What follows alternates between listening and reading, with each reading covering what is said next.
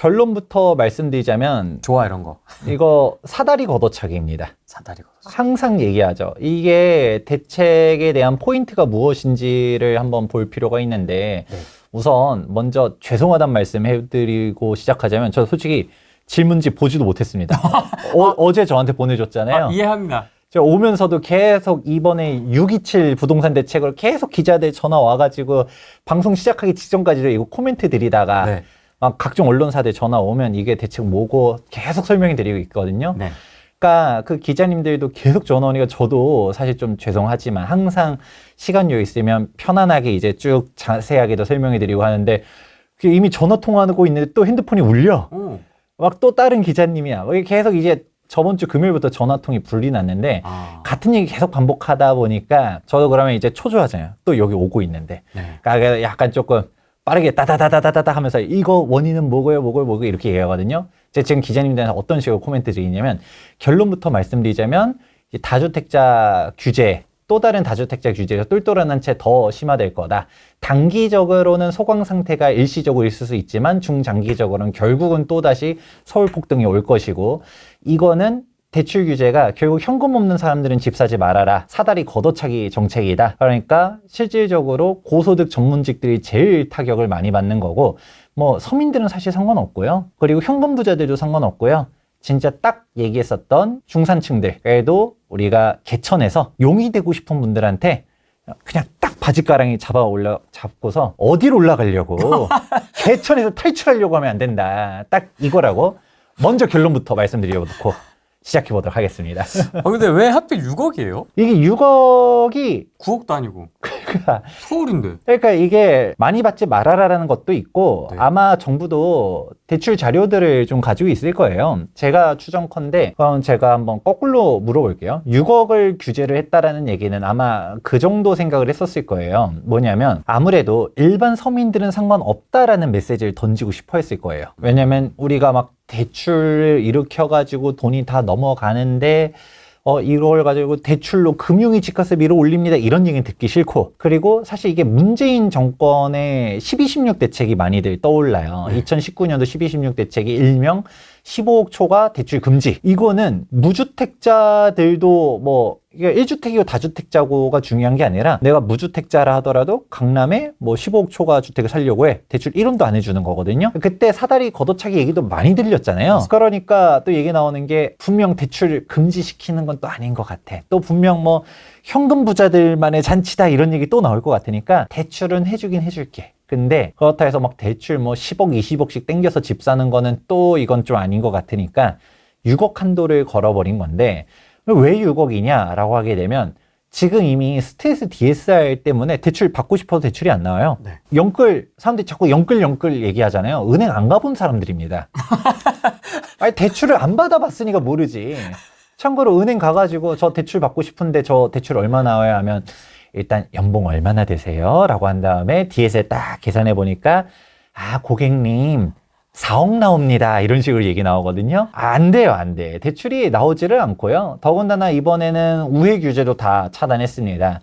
왜냐면 그 전에 1금융권 같은 경우는 우리가 30년 만기로 다들 갔었고 2금융권은 40년 만기를 해줬어요. 그러면 DSR이라는 게 결국 소득 대비 이제 원리금을 감당할 수 있느냐에 대한 게 DSR이잖아요. 그런 건데 이걸 DSR을 우회하는 마지막 퇴로가 이제 40년 만기로 쫙 하게 되면 원리금 부담 능력이 조금 완화가 되니까 이제 한도가 더 늘어나는 효과가 있거든요. 그것도 이번에 1금융권, 2금융권 상관없이 다 칼차단했기 때문에 이제는 똑같은 30년 만기 조건에서 DSR 이제 계산해 보게 되면 우리가 6억 정도 대출 나오려면 연봉이 1억 정도는 돼야 됩니다. 그러면 물론 요즘 연봉 1억 넘어가는 분들도 많긴 하지만 적지는 않아요. 그렇다고 해도 연봉 1억이 큰 건가요? 작은 건가요? 실수령이 600 얼마밖에 안 됩니다. 휘잉님은 돈을 많이 버시니까 600 얼마밖에 안 돼요 라고 하셨지만 아니, 서울 집값에 비하면 그쵸. 이제 서울 집값을 노리는 사람들 치고는 사실 연봉 1억이라 하더라도 실수령이 600 얼마인데 그건 여기서 주택담보대출 이거 뭐 원리금만 막 3, 400씩 납부하기 시작하면 뭔 돈으로 생활하느냐. 그러니까 뭐 경제가 안 돌아간다 뭐 이런 얘기도 항상 나오잖아요. 그러니까 뭐 10억 대출이면 더 많이 원리금을 납부해야 될 거고, 그런 식으로 사람들이 얘기하다 보니까 DSR 규제도 나온 거고 대출 금지해야 된다는 얘기도 나온 거고. 근데 뭐가 됐던 간에 그러면 딱 얘기 나온 거죠. 연봉이 한 1억 정도 돼야지 6억 정도 대출이 나와요. 현행 DSR 규제로 따지면. 특히 이제 2025년도 7월 1일자로는 스텔스 DSR 3단계도 시행됐거든요. 그렇게 되니까 한도가 안 나옵니다. 그러면 역으로 생각해 봤을 때 서민들은 타격이 없어요. 내가 연봉이 5천이야. 내 연봉이 7천이야. 그런데 은행 가가지고 대출 받으려고 했더니 이미 6억까지도 안 나옵니다. 그러면 나랑은 상관없는 규제야. 그러니까 사람들이 자꾸 사다리 걷어차기다. 뭐 이미 댓글, 여기 후랭이 TV도 또 우리 댓글 부대들이 요즘 좀 도는 것 같던데. 댓글이 또 달리면서, 저 김재경 투기꾼 또 나와가지고, 그 워딩 쓸 줄 알았다. 사다리 걷어차기라고 또 할 줄 알았다. 뭐 서민층은 타격 없고, 우리 이재명 정부의 강력한 한방인데요. 지금, 투기꾼들 부들부들 하는 거 보니까 잘한 정책입니다. 라고 분명할 거라고 봅니다. 김재경 발작 버튼 눌렸노. 눌렸나 하면서 너 그럴 줄 알았다. 지금 집값이 사다리를 오히려 걷어차야 된다. 그래야 집값이 내려오고 서민들이 집을 살 수 있습니다. 이게 오히려 진정한 주거 사다리 재건 정책입니다. 짝짝짝짝짝 하시는 분들 되게 많거든요. 그렇게 속았는데라고 말하면 좀 그런가? 일단은 과거 복귀가 좀 안 되신 분들 아닐까라는 생각이 좀 들고 있고요. 네. 우리 2019년 12, 16 대책에서 대출 0원을 만들어줬는데 집값 그래서 잡혔나요? 전혀 안 됐죠. 전혀 안 잡혔죠. 오히려 여기서도 아이러니한 게 당시 15억 초가 대출 금지였었어요. 그러면 반대로 생각해보면 그때 당시 2019년도만 한다 하더라도 15억 초과 주택은 고가 주택의 인식이 있다라는 거잖아요. 그럼 현재 시점에 돌아왔을 때 2025년도 현재 시점에 15억 주택, 고가 주택인가요? 아니요. 지금 강남 집값이 얼마 정도 할까요? 마포도 뭐 27억, 29억 그러고 있습니다, 지금. 마포, 성동, 강동구 다 실거래가 84 타입 기준으로 해서 25억은 돌파했고요. 네. 지금 뭐 호가는 지금 26억, 27억 얘기가 나오기도 하고, 그리고 25평형도 신축 아파트 25평형도 20억 실거래가는 다 넘겼어요. 그러니까 우리가 강남 집값 뭐 50억, 60억, 70억 이거 얘기가 아니라 우리가 지금 현재 대치, 개포도 다 40억 넘겼고요. 지금 15억이면 서대문구, 동대문구도 15억은 훌쩍 넘어갔고, 지금 이제 서울 외곽 지역 찾아봐야 됩니다. 애초에 15억이라는 게 과거에는 뭐 비싼 주택의 상징 같은 느낌이었었는데, 우리 예전에는 기억나실 거예요. 10억 클럽이라는 용어가 있었습니다. 야, 성동구도 마포구도 10억 클럽 달성 막 이랬는데, 지금 노원구에 약간 그 30년 넘어간 아파트들도 우리 상계주공, 중계주공도 10억이 넘어갑니다. 우리 재건축 사업성이 나오나요? 안 나오나요? 뭐 분담금 폭탄이 어쩌고저쩌고 이래도 10억이 넘어가요. 그러니까 이게 대출 규제 해봤자 의미가 없다라는 얘기를 미리 말씀드리고요. 지금 근본적인 원인이 있는데 그 원인이 좀 결론부터 얘기했었을 때 그 얘기 많이 하거든요. 지금 집값이 왜 올라가나요? 왜 올라간 거죠? 지금 그러면 이렇게 얘기할게요. 집값이라고 얘기하면 다양한 요소가 있을 수 있으니까 좀 더 포인트를 좁혀볼게요. 지금 주식시장 코스피 3천 돌파 이러잖아요. 3,100 돌파. 왜 돌파했죠? 이재명이 5천 만든다고 했거든요. 맞아요. 이재명이 우리 5천 갑니다라고 하니까 5천은 몰라도 우리 5천 간다 했으니까 3천은 갈 것 같았어. 그래서 3천 돌파했고, 지금 시점에서 4천 그래도 우리 이재명이 5천 간다 했는데 4천은 되지 않을까라는 생각을 하니까, 그러니까 지금 가는 거잖아요. 네. 근데 지금 우리가 불과 이재명 대통령 당선 전만 하더라도 주식시장에 대한 평가가 어땠었죠? 국장 탈출은 지능순. 정확합니다. 네. 국장 탈출은 지능순. 미장으로 가야 됩니다. 우리 뭐 그 얘기 하죠. 미장은 세금을 떼지만 국장은 원금을 노립니다. 맞습니다. 뭐 이런 얘기들이 나오면서 국장 투자한 사람들만 비아냥거리고, 그리고 뭐 대한민국의 안 좋은 기사들은 다 터졌잖아요. 한국이 삼성전자도 힘들다. 뭐 하이닉스는 뭐 어쩌고저쩌고 해도 뭐 우리 엔디비아에서도 한국을 패싱하려는 거 아니냐. 대만계만 뭐 어쩌고저쩌고 하면서 뭐 5만 가지 막 썰들이 다 나왔잖아요. 삼성도 망한다. 삼성도 망한다. 이거 망하길 기도하는 건지 뭔지 아무튼 안 좋은 얘기들 지금 뭐 앞으로 대한민국은 대기업들도 힘들고 소상공인 다 죽고 뭐 이런 식의 지금 대한민국 뭐 이제 다 망하는 시나리오들을 떠들면서 안 좋으려고 하게 되면 안 좋은 이슈 다 이게 있거든요. 그런데 지금 대통령님 바뀌었는데 주가가 다 올라가요? 네. 근데 지금 대기업들 실적 개선이 됐나요? 아니요. 안 됐어요. 똑같습니다. 바뀐 거 하나도 없습니다. 똑같습니다. 그냥 딱 하나. 대통령만 바뀌었고요. 우리 대통령님께서 코스피 5천을 외쳤다. 딱 이거 하나만으로 가는 건데 사실 대통령이 바뀌었다고 뭐 코스피 올라가고 부동산 올라가고 얘기하면 좀 너무 야매죠. 안 그래요? 그렇게 얘기할 수는 없죠. 우리가 그래도 자산시장을 평가하는 사람으로서 네. 실제로 부동산 커뮤니티에 막 그런 짤들 막 돌았잖아요. 우리 이정재 오징어 게임 시즌3 이번에 나왔지만 시즌2의 명대사 나는 이 게임을 해봤습니다. 그것도 우리 3번이나 해봤죠. 노무현 때 경험해봤고요. 문재인 때 경험을 봤기 때문에 이재명 시대에도 결국 또 부동산 폭등하지 않겠냐라는 얘기들을 많이들 해요. 실제로 이게 뭐 틀렸다라는 것, 틀렸다 맞았다라고 말하기는 좀 조심스럽지만 그런 인식들을 사람들은 하고 있습니다. 그러니까 이재명 대통령이 됐으니까 진보 정권이 잡으면 항상 집값은 폭등해. 학습 효과가 돼 있죠. 그러니까 지금 부동산 시장 가야겠다. 그리고 이재명 대통령께서 코스피 5천 우리 이재명은 합니다 아닙니까? 이재명은 하기 때문에 뭘 어떻게 할지 모르겠지만 일단은 할 것 같으니까 코스피 3천 일단 돌파한 거고 그런데 여기까지는 일단은 막연한 기대감. 그런데 우리가 지금 부동산 가격이 올라가요. 왜요? 진보 정권이 잡았으니까 올라가요 라고 말하면 이건 사이비 아니겠습니까? 이상하죠. 그렇게 얘기하면 안 되지. 결국 핵심은 그거예요.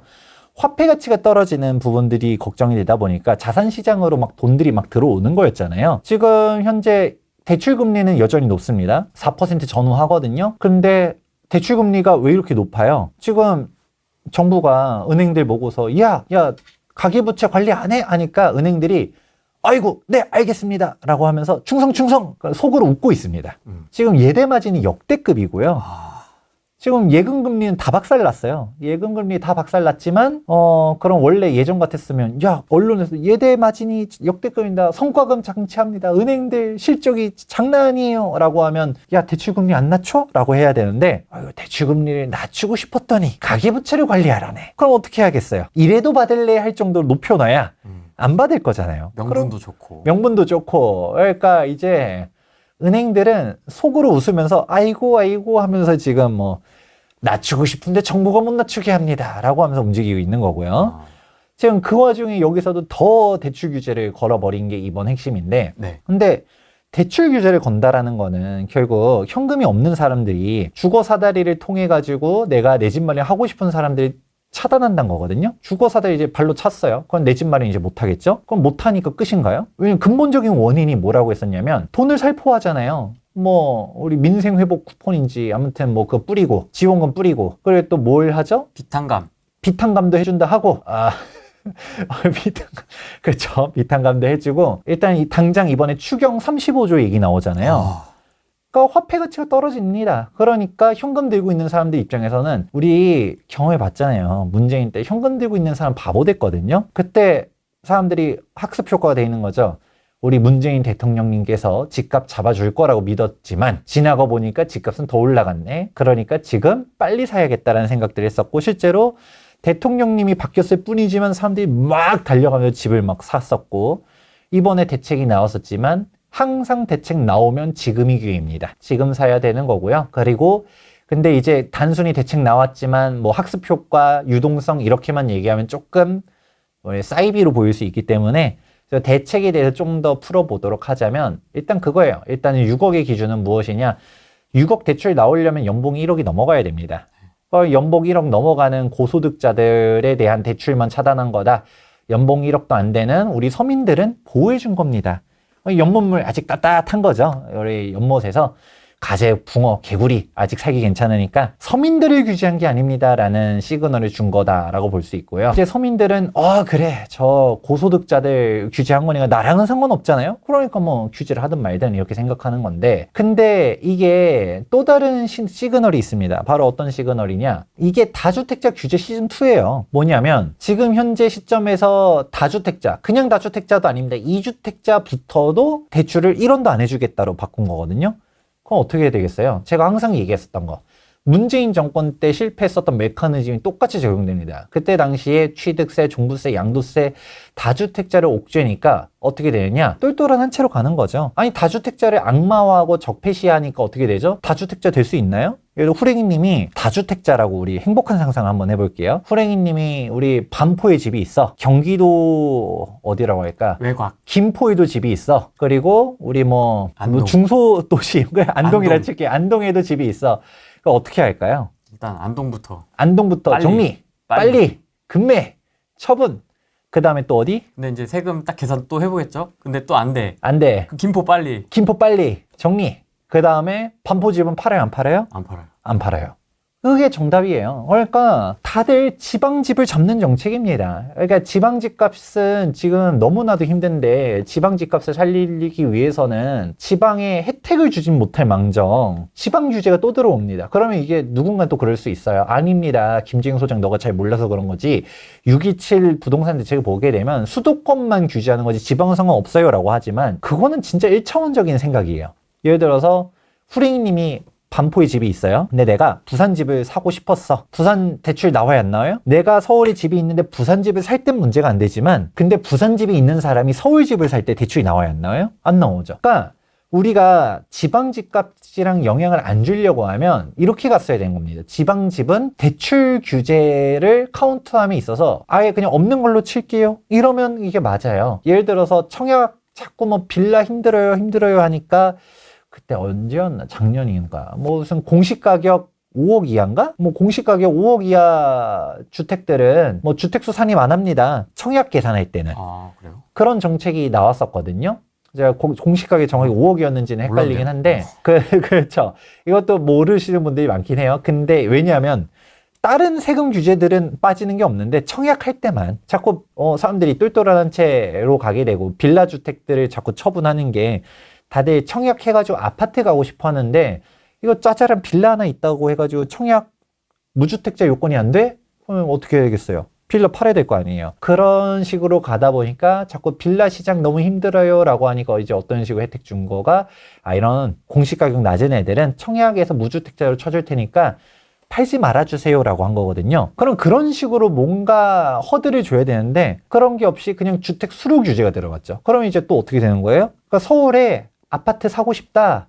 그런데 대출을 받아야 된다 라고 하면 지방을 팔아야 돼. 지방 팔아야 되는 거죠. 대전에, 부산에, 광주 집을 팔고서 서울 집 대출 받으려면 싹 무주택자로 가고 서울 1주택지구로 가라 라는 똘똘한 한 채 선호 현상을 또 만들어 버리는 거고요.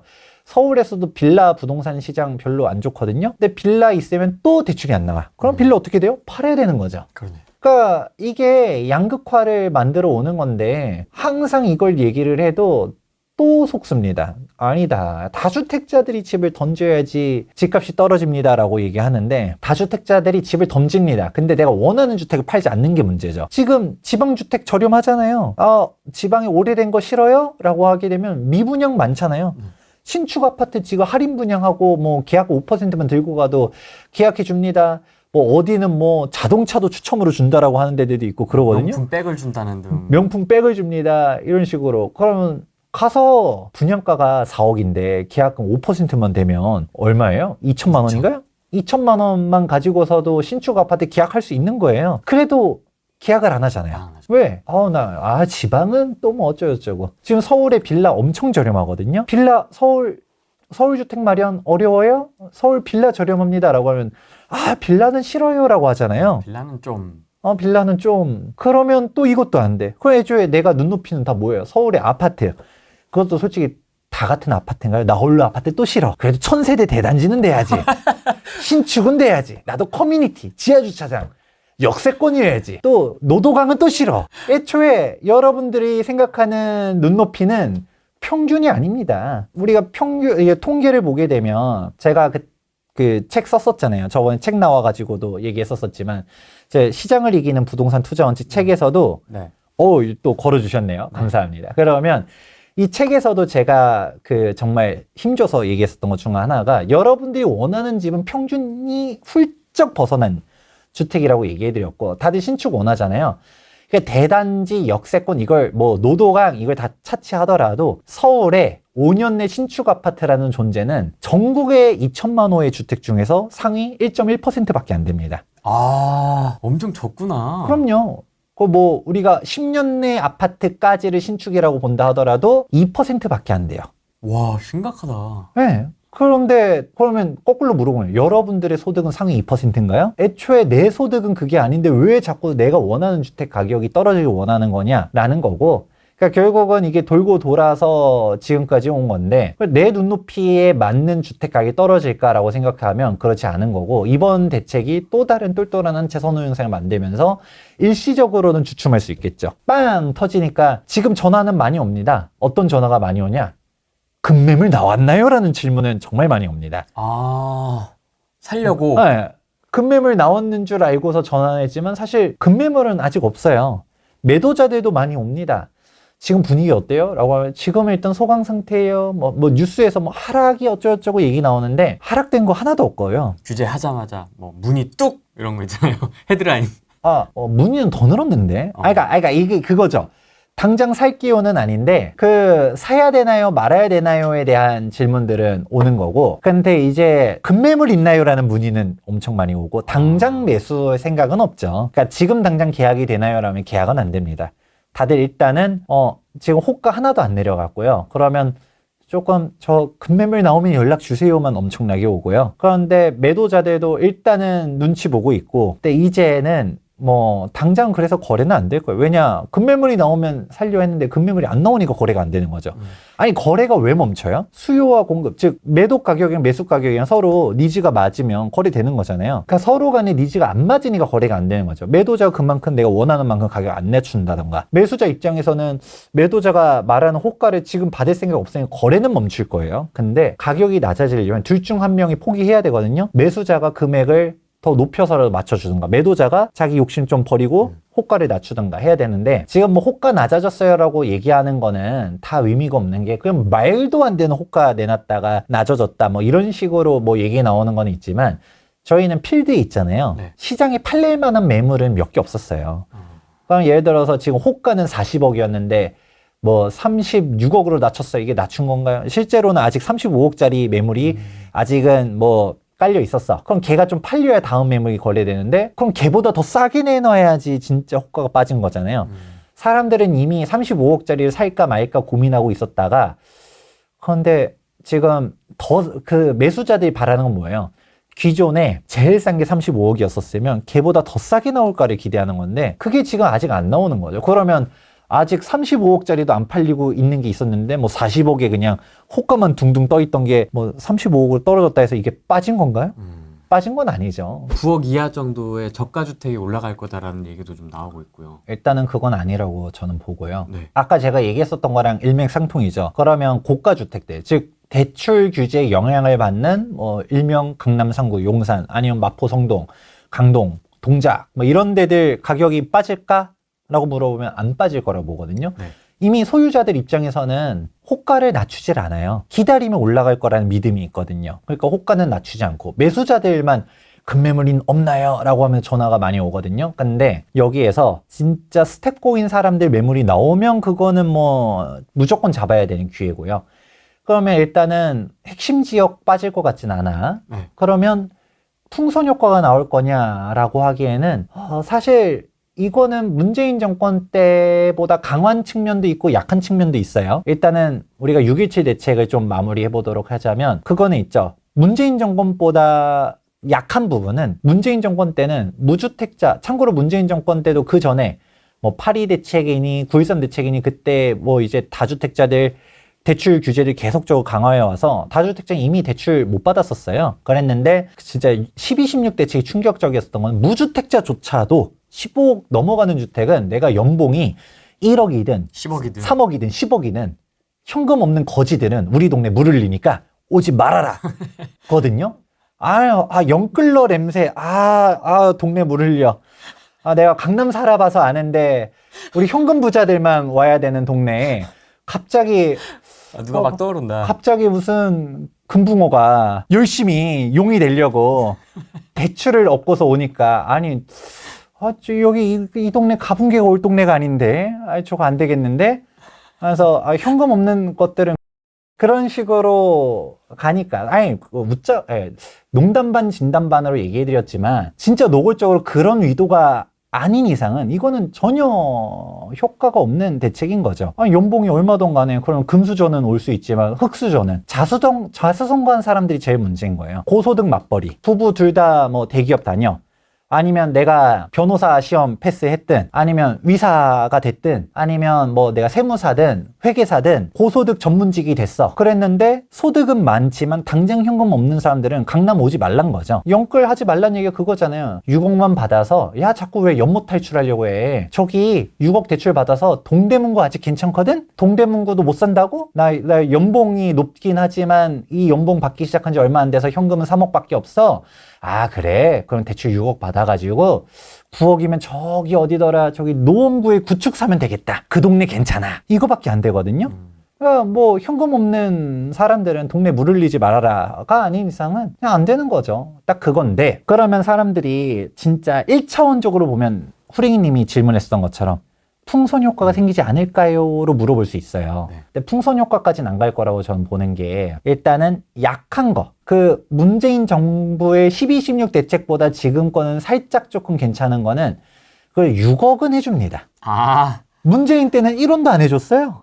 15억 사고 싶어? 현금 박치기 해야 돼. 라고 했는데 지금은 아이고 감사해라. 6억은 가능하군요. 감사해라.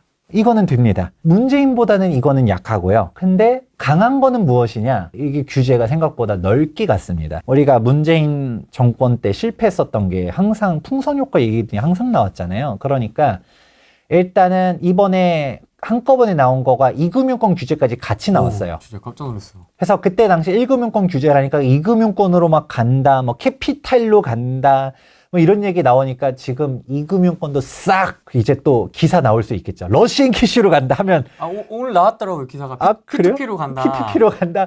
이제 P2P 규제도 이제 갈 수도 있겠죠. 그러면 또 이제 사채로 가면서 사채 규제도 같이 가는지 모르겠는데, 일단은 2금융권지 한꺼번에 나왔습니다. 우리가 학습 효과가 있잖아요. 그러니까 분명 레퍼토리 뻔하거든요. 그러니까 2금융권까지 칼 차단 이번에 나왔고요. 또 전 이건 생각보다 놀랐었던 게 수도권을 다 지정해버렸어요. 이것도 진짜 큰 거예요. 그렇죠. 왜냐하면 사실 경기 인천까지 온기가 안 갔어요. 물론 뭐 과천이나 분당, 그렇죠. 판교 이런 데는 뜨거워 하면서 핫뜨뜨했긴 했었어도, 사실 지금 서울도 노도강까지는 온기가 안 갔었거든요. 왜 온기가 어디까지 갔었냐? 강남 성구는 이미 작년부터 뜨거웠었고, 이제 마포, 성동, 강동 뭐 여기는 이번에 오세훈 시장님 덕분에 강남 3구, 용산구를 토호제로 지정해준 덕분에 풍선 효과로 마포, 성동이 지금이니 하면서 간 거고, 그러니까 마포, 성동이 치고 올라가니까 그 바로 인근에 서대문구, 동대문구, 뭐 광진구, 그 다음에 또 동작구, 영등포구 하면서 우리도 하면서 간 거고. 우리도. 그러니까 서울 중급 지역들까지는 온기가 퍼졌고, 노원구나 도봉구, 뭐 관악구 소유자들은 이게 기다리고 있었던 거죠. 들어와, 이제 우리 차례가 오겠구나 했다가 갑자기 규제를, 우리 오르지도 않은 규제가 또 맞았잖아요. 어떻게 따지면 노도강은 억울한 거예요. 그러니까 지금 사람들이 노원구가 오히려 호재요라고 말하면 그거는 해석이 잘못된 겁니다. 노원구도 규제를 맞았는데 왜 호재예요? 노원구 호재가 아니라 노원구가 지금 움직인다면 그냥 노원구 올라갈 때가 된 거죠. 동대문구도 가격대가 막 치고 올라가면서 뭐 16억 거래된 데 있고 18억 거래된 데도 있고, 뭐 호가는 지금 청량리역 가까운 그 초고층 주상복합 단지는 호가가 20억도 있었거든요. 뭐 거래됐다는 썰은 있었는데 아직은 안 뜬 걸로 알고 있어요. 근데 이렇게 가니까 그러면 다음은 어디지? 성북구. 다음은 어디지? 강북구, 노원구, 도봉구 얘기 나오니까 우리는 아직 싸요. 이거죠. 여기 아직 사람 있어요. 지금 노도강 같은 경우는 정고점 대비 21년도 대비 아직도 마이너스 1억에서 3억인 단지들이 많아요.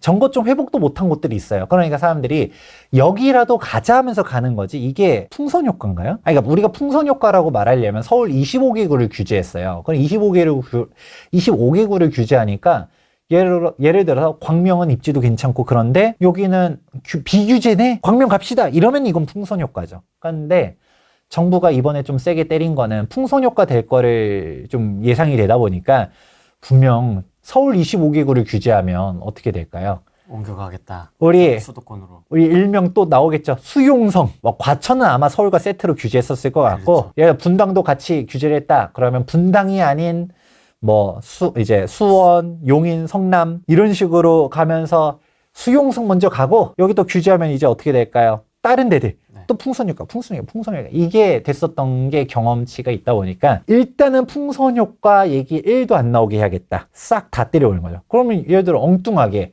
뭐 송도는 최근에 좀 올랐다가 맞았다라고 하지만 지금 인천은 뭔 죄예요? 어리둥절하고 있어요 지금 인천. 인천 어리둥절, 동두천 어리둥절, 포천 어리둥절. 포천 어리둥절, 파주 어리둥절. 파주. 아, 진짜 파주는 지금 눈물을 흘리고 있거든요. 삼성전자 힘들어요. 공장 뭐 이제 또 공사해야 되는데 멈춰버리니까 일용직들이 싹 빠져나가고 공실 넘치고 지금 파주 같은 경우 지금 집값이 장난 아니고 여기 또 분양 계속 예정돼 있잖아요. 그러니까 파주 여기도 사람 있어요. 구조대 오길 기다리고 있었는데 갑자기 파주 너네도 무늬만 수도권이잖아요. 우리가 그 동탄도 사실 예전엔 멀다고 했는데 그 동탄은 인프라 갖춰지면 동탄까지는 가격이 쫙 올라갔어요. 동탄은 이제 GTX도 뭐 들어선다고 하고 이러니까 동탄은 오케이 한다 하더라도 우리 파주는 솔직히 조금 파주 운정 멀고 또 동탄 밑에 또 삼성전자 있는데 거기 미군 기지 평택 평택 같은 경우도 지금 엄청 힘들거든요. 평택도 우리 사람 있어요 이러는데 지금 이제 온기가 오지도 않았는데 갑자기 칼 차단 당한 거죠. 그러면 오히려 뭐 예를 들어서 지방광역시들은 우린가라고 생각할 수 있어요. 실제로 부산에서도 뭐 해운대라든가 뭐 대구 수성구라든가 이런 데들은 지금 조금씩 온기가 오고 있거든요. 여기는 우리는 규제가 피해 나갔습니다 라고 하면서 갈 수는 있겠지만 일단은 예전에 딱 눈에 보이게 지금 집값 올라간 데가 뭐 동대문구 라인까지다 라고 하면 동대문구까지 지정해버리면 바로 노도강 풍선효과 얘기 나올 것 같으니까 일단 싹 지정. 분명 또 경기 인천 풍선효과 얘기 나올 것 같으니까 싹 지정해버렸는데 그러면 이제 지방 가세요 얘기잖아요. 근데 앞서서 얘기했던 것처럼 지방 가고 싶지 않아. 서울 가고 싶어. 그러면 지방집 팔고 서울 가야 되는 다주택자 규제 똘똘한 채라는 얘기는 했지만 일단 지방 입장에서는 호재이긴 해요. 온기가 당장 광역시들은 올 수도 있거든요. 그런데 이재명 정부를 너무 만만하게 보면 안 됩니다. 아, 자연스럽게 이재명 정부 정책으로 넘어가네요. 일단은 여러분들 중에서 이 대책을 헷갈려 하신 분들이 있어요. 이번 대책 안에 보게 되면 두 개가 써 있거든요. 네. 일단은 규제 지역 다주택자 대출 금지 그리고 수도권 대출 금지였었어요. 그건 사람들이 생각했을 때 지금 규제 지역은 어디만 있어요? 강남, 상구랑 용산 이 4개 지역밖에 없거든요. 그러면 그냥 깔끔하게 수도권 대출 금지라고 하지 왜 규제 지역 수도권 대출 금지라고 했을까요? 여러분들 생각해 보세요. 아니 우리가 벤 다이어그램 하다 보면 어쨌든 그게 포함하고 있잖아요. 규제 지역을 수도권이 포함하고 있어. 그럼 수도권 대출 금지라고만 해도 충분했을 것을 규제 지역 플러스 수도권 대출 금지라고 한 이유가 있죠. 왜 얘기했을까요? 나중에 규제 지역을 확대할 수 있다는 거죠. 예를 들어서 부산 지금이니 하면서 부산이 막 올라가. 해운대 핀셋 규제 조정대상 지역 하는 순간 대출 금지. 대구 수성구가 올라가. 그러면 규제. 들어가면 수성구 이제 다주택자들 대출 금지. 들어간다라는 거죠. 아, 다 그것까지 생각하는 거예요. 그럼요. 그게 아닌 이상은 이게 해석이 안 된다니까요. 그냥 아까 얘기했던 것처럼 규제 지역을 굳이 왜 얘기해요? 수도권 대출 금지만 해도 되는 건데 규제 지역이 아닌 수도권이 없잖아요. 그러면 규제 지역 대출 금지를 또 굳이 언급을 했다는 얘기는 그러면 어떻게 된다? 지방도 규제 지역을 확대할 수 있겠다. 이번에 또 진성준 위원님께서 그 얘기했잖아요. 집값 또 올라가면 우리 뭐 세금 규제 들어갈 수 있다. 조정 대상 지역 규제 지역 확대할 수도 있겠다. 막 이런 얘기들 나오고 있는데 그러면 우리가 지방은 살아남은 게 아닙니다. 아직 살려준 거죠. 불쌍하니까. 그럼 이제 생각나는 게 인천이나 파주 그리고 아까 평택 여기도 불쌍한데 여기 수도권이라는 카테고리에 물꼈으니까 어쨌든 너네는 수도권이니까 일단 죽어나가는 거고 일단은 지방으로 온기가 간다. 우리 투기꾼들 그렇게 호락호락하게 살려주지 않거든요. 그럼 바로 칼차단 들어가게 되면 부산 갔다가 갑자기 두들겨 맞을 수 있고 실제로 노무현 시즌2 얘기 나왔었지만 문재인 정권 때도 그 얘기 있었거든요. 그때 당시 문재인 정권 때 대책이 실패한 이유를 갖다가 어떻게 분석했는지를 보면 돼요. 여러분들이 학습 효과 얘기는 하지만 그분들도 학습은 합니다. 조금 이상한 쪽으로 학습을 해서 그러니까 약간 조금 뭐 우리가 확증 편향이라고 해야 되나? 확증 편향이라는 용어를 여기다 쓰는 건 아닌 것 같고 우리가 그 AI가 학습할 때 네. 데이터를 갖다가 제대로 해야 되는데 편향된 데이터만 넣어놓고 학습을 하니까 그쪽으로 막 이제 학습을 하는 거죠. 아, 그러니까 이게 과거 진보 정권의 정책을 실패한 원인을 저는 다주택자 규제 때문에 얘기하잖아요. 그러면 어떻게 돼요? 다주택자 규제를 하면 안 되겠죠. 그럼 강남집값이 더 올라가죠. 네. 그럼 강남집값 더 올라가는 다주택자 규제를 하면 안 되는데 본인들은 그거를 원인으로 해석하지 않는 거예요. 아, 다주택자 정책은 오라 투기꾼들 잡아야 돼 저 적폐놈들 그렇게 생각은 결론을 먼저 내놓고서 학습을 하니까 노무현 때 정책 참모진들이 그대로 문재인 때 있었고요. 그러니까 그때 당시 문재인 때 얘기를 먼저 해보자면 실제로 그런 얘기 했었어요. 어떻게 했냐, 노무현의 정책이 틀린 건 아니다. 노무현 정부는 근데 부동산 정책이 실패했잖아요.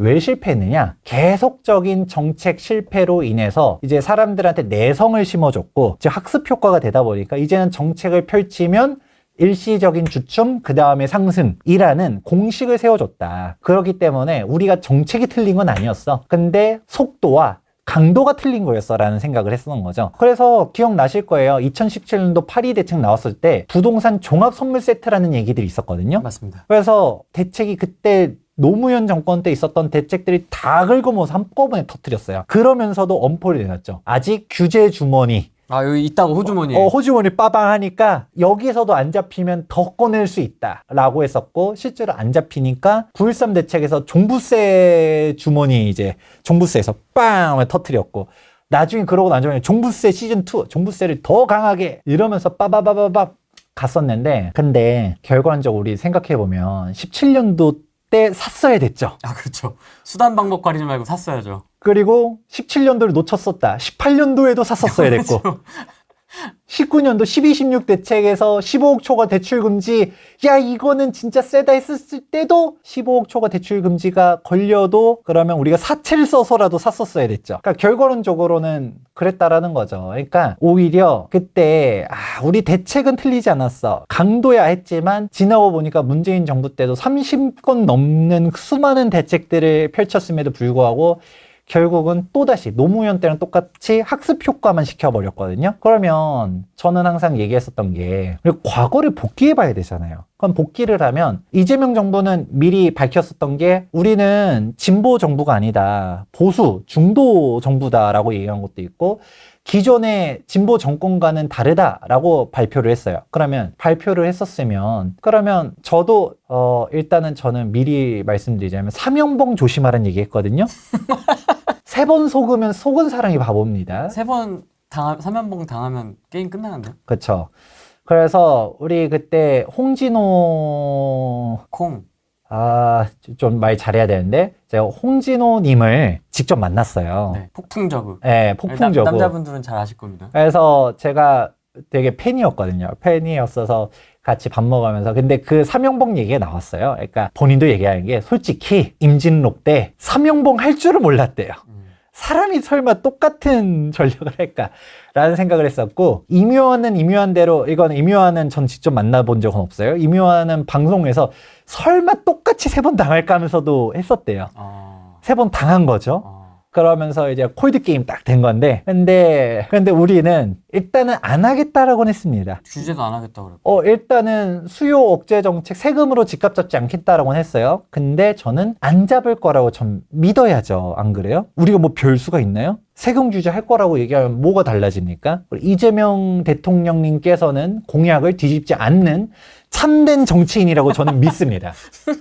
설마 정책을 내뱉고서 1년도 못 가는 사람은 아니라고 저는 믿거든요. 근데 자꾸 그 밑에 있는 분들이 우리 이재명 대통령님의 큰 뜻을 위협해요. 자꾸 밑에 있는 분들이 세금 규제할 수도 있다라는 식으로 갖다가 감히 이재명 대통령의 진위를 왜곡하시는 간신들이 있는데 근데 저는 이재명 대통령은 말을 뱉은 말에 책임을 지는 참된 사람이라고 전 믿어요. 저는 이재명 대통령님이 거짓말쟁이라고 전 믿지 않습니다.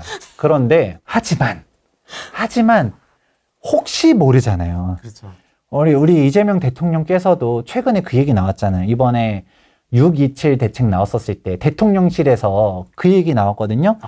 이게 대통령실의 입장이 아니다. 뭐 그랬나? 뭐 워딩이 대통령실의 정책은 아니다라는 식으로 했거든요. 자기네들이 컨펌한 게 아니다. 그렇죠. 그러니까 벌써부터 얘기 나온 게 아니 이재명 대통령님 지금 대통령 된 지 한 달도 안 되는데 벌써 이재명 패싱이냐? 그러면 이거 되게 큰일이에요.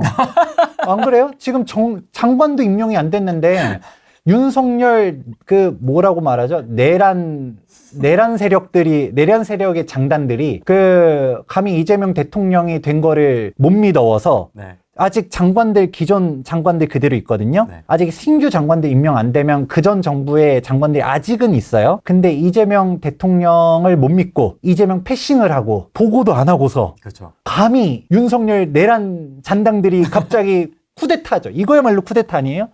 이재명 대통령 패싱을 하고서 보고서도 안 올리고 그냥 지들 멋대로 집값 올라갔으니까 대출 규제 빵 터트리면 이거 어떻게 된 거예요? 그렇죠. 아니 이재명 대통령 어리둥절 나는 규제할 생각 없었는데 감히 이거 누구야? 지금 장관 누구야? 이거 나오는 거죠. 그러니까 솔직히 말하면 저는 보고 안 갔습니까? 갔을 거라 생각해요. 이게 진짜 보고가 안 갔다면 윤석열 내란 잔당들의 이재명 패싱이 되는 거니까 줄줄이 저는 줄서 피해야 된다라고 봅니다. 물론 장관이야 정권 바뀌면 당연히 바뀌는 거고 이제 차관급들도 바뀌곤 하겠지만 그 대책 마련한 실무진들도 옷 벗어야 되거든요. 이건 되게 큰 일입니다. 대통령 패싱하고 간 거는 엄청난 거예요. 근데 보고 갔겠죠. 근데 솔직히 대통령 입장도 있잖아요. 나 보고 받았습니다라고 말하기에는 지금 집권한 지 한 달도 안 되는데 규제 안 한다라고 했는데 바로 집권하자마자 뭐 사람들이 벌써 그 얘기 나와요. 입벌구라고. 입만 벌리면 거짓말이 막 이런 얘기 나올까 봐 대통령님께서 저 사실 알고 있었습니다. 다주택자 주거 사다리 걷어차기. 다주택자라고 말하기보다는 다주택자는 적폐고 1주택자도 주거사다리 걷어차기 저는 알고 있었습니다라고 말하기에는 조금 난처하잖아요. 우리 대통령님께서 뭐 이런 것까지 다 우리 가재 군붕어 개구리 노는 물까지 우리가 물 온도 수질 체크해야 됩니까? 그런 거 몰라도 되잖아요. 우리 대통령께서 바쁜데. 네. 그러니까 그냥 그런 약간 조금 워딩이 그렇게 나왔을 거라고 전 생각은 합니다. 근데 만약에 진짜 몰랐다라고 하면 이거는 좀 큰일이다 라고 생각은 하고요. 주식에만 관심이 있어서 그런가 보죠. 뭐 그렇죠. 우리 코스피 5천 해야 되잖아요. 감히 이재명 대통령이 바쁜데 이거 부동산 짜바리들 이거 투기꾼들까지 우리가 알아둬야 됩니까? 영끌에서 강남 가고 싶어 하는 것까지 우리가 대통령님께서 일일이 체크해야 됩니까? 몰라도 돼요. 안 그래요? 그런 시기라고 저는 믿고요. 일단은 우리 이재명 대통령님께서는 워낙 공사다망하니까 우리 약속을 이행하시는 분이에요. 전 생각하고요. 네. 근데 근데 사명봉을 조심하라는 얘기는 저는 다시 말씀드립니다. 저는 이재명 대통령님을 믿어요. 안 그래요? 여기 넥타이 파란색 하고 온다라는 거 깜빡했는데 저 별다른 뜻이 있어서 그런 게 아닙니다. 제가 파란색 넥타이 해고 와야 됐는데 이렇게 혼자만 살아남으려고 살려주세요. 저는 정신질환이 없고요. 저는 이제 곧 새신랑이 돼야 되기 때문에 저는 이제 새신랑이고 네. 저는 아주 삶에 근심 걱정 없고요. 네. 아주 나도 행복한 사람이기 때문에 혹시라도 정부 부처에 끌려다니면 저는 안 된다라고 생각합니다. 그래서 저는 이재명 정부의 정책을 100% 지지합니다. 여러분들 저를 변절자라고 욕하지 말아주세요. 저는 이재명 정부의 정책을 100% 지지하고요. 6.17 부동산 대책도 저는 지지합니다. 아주 훌륭한 정책이고요. 다주택 투기꾼들이 판을 치는 그런 세상 안 됩니다. 감히 다주택자가 서울집을 마련하려고 해 현금도 없는 사람들이 영끌로 집을 살려고 해 그런 사람들은 전 차단해야 된다라고 보고요. 저는 대통령님의 정책 저는 믿어 의심치 않고 그리고 우리 세금으로 집값 잡지 않겠다라고 했잖아요. 믿습니다. 믿고요.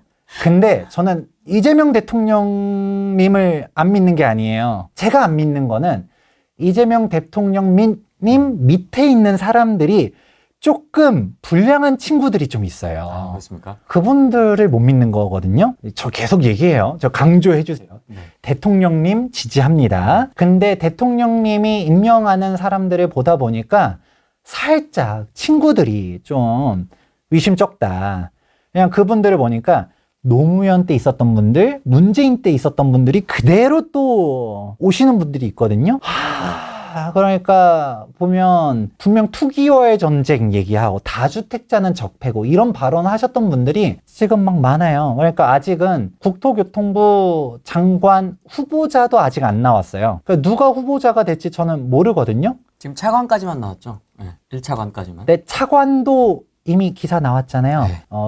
셉니다. 약간 머리숱이 좀 부족하신 이러면 또 인신공격이니까 약간 인상이 좋으신 분께서 아주 얼굴이 인상이 환하신 분께서 우리 토지 초과이익에 대해서 환수를 해야 된다라는 이론적 배경을 깔아두셨던 분이 1차관이 되셨거든요. 불로소득이니까. 네, 불로소득 차단해야 된다는 분이 있기 때문에 네.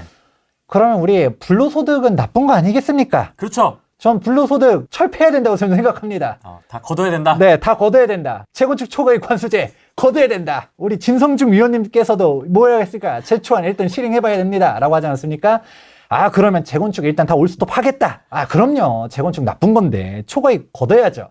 재건축 다 개박살 나든 말든 주택공급 박살 나든 말든 일단 재건축 초과이익 관수제 걷어야 된다라고 하면 그 큰 뜻을 저 같은 범부가 어떻게 알겠습니까? 방금 전까지 사랑합니다 해놓고서 바로 뒤엎으니까 조금 그렇긴 하지만 제가 우리 이재명 대통령님의 위지를 모르는 건 아닌데 근데 그 주변에 간신들이 자꾸 다주택자 규제를 하자고 대통령님께서 공약 첫 번째 줄이 뭐라고 있어요? 초고가 주택들의 수요 억제 정책이 아닌 공급 중심의 정책으로 가겠습니다라고 첫 번째 공약이 그거였거든요. 사기 신도시, 임대주택 뭐 이런 거. 그러니까 수요 억제 정책을 안 할 거라고 얘기했었지만 근데 수요 억제 정책을 또 하게 되면 결국은 똘똘한 채 선호 형성이 되는 거잖아요. 그러면 서울 집값이 안정이 될 것인가?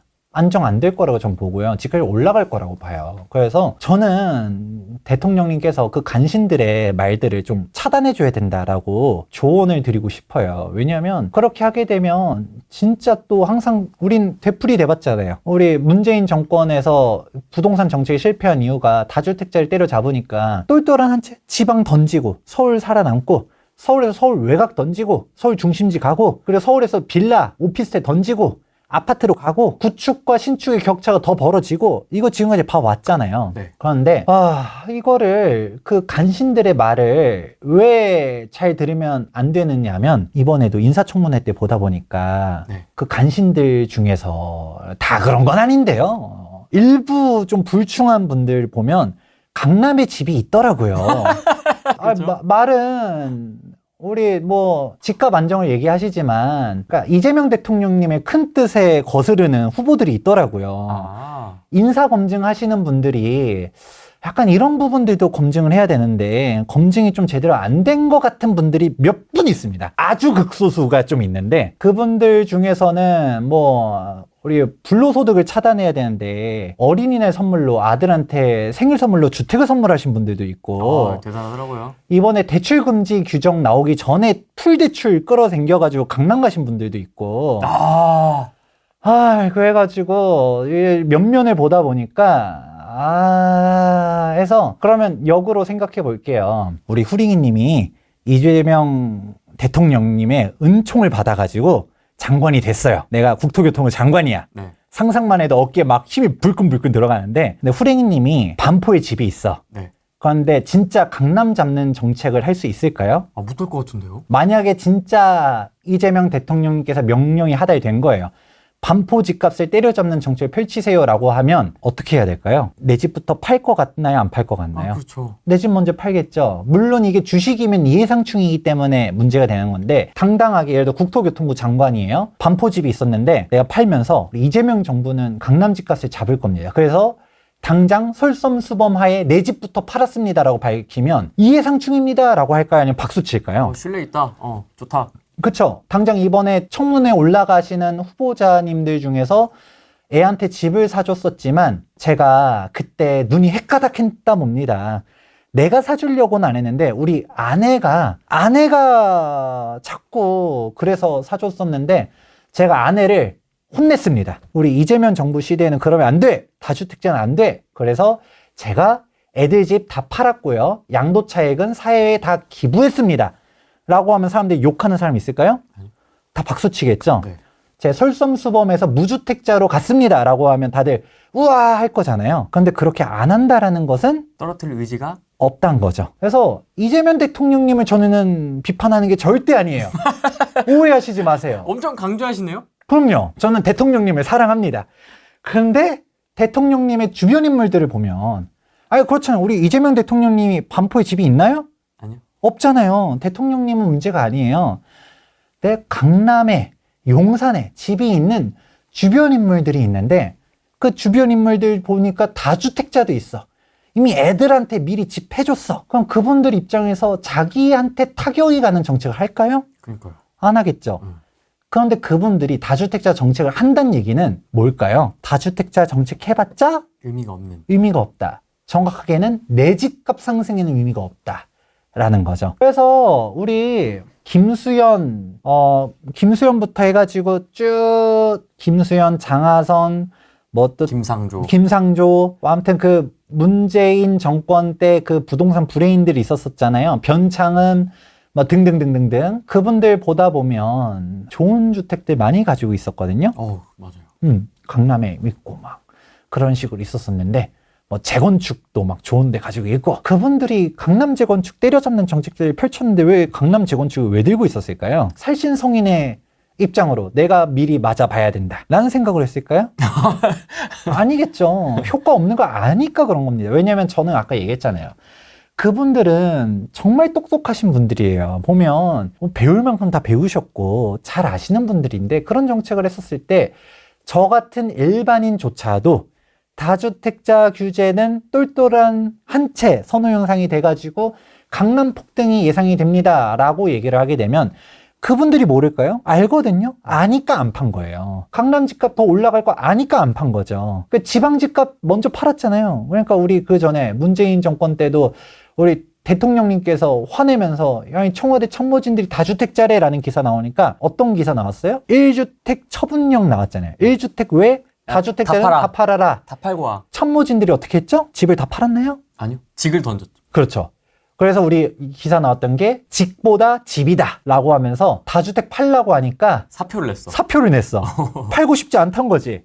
이제 아마 얘기는 했겠죠. 청와대 참모 좀 더 하고 싶고 하니까 이제 아내한테 가서 우리 1주택자 돼야 될 것 같아 하니까 아내한테 그냥 등싸대기 그냥 맞으면서 그렇죠. 야, 너 지금 침몰하는 좀 그렇고 야, 너 지금 문재인한테 충성할 때가 아니야. 내 재산 가치를 지키기 위해서는 집을 지켜야 된다 하면서 안 팔았고요. 네. 그러니까 이제 어떻게 됐어요? 집값 쭉쭉 올라갔었죠. 그분들이 사실 지나고 보니까 승자였죠. 그러니까 그분들은 자기 손해볼 만한 짓을 안 합니다. 여러분들은 항상 말보다 행동이라고 말하거든요.